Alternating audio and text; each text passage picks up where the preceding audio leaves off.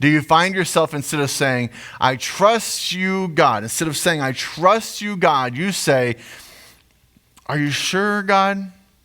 Are you sure? Last week, Saul was waiting 7 days for Samuel to give an offering before they went to war. Why? Because he was told to. And when Samuel doesn't show up on that 7th day, Saul says, well, are you sure, God? You know, I still want to do the offering, so maybe you didn't mean Samuel had to do it. Maybe he got lost somewhere and I don't know.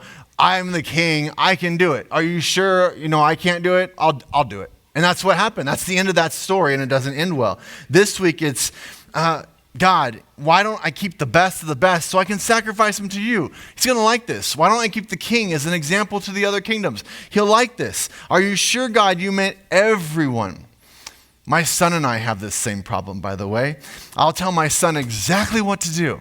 I will tell him, this is what you have to do. Sometimes it's about school, his job, relationships, entertainment, his entertainment choices, what he watches. I'll tell him exactly what to do, and I'll say, here's why you should do it this way.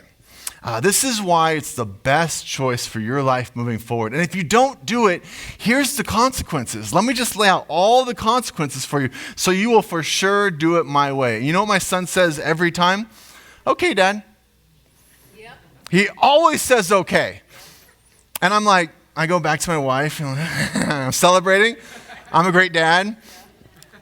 Then a couple days go by, and I go back in there, and I'm like, son, what happened?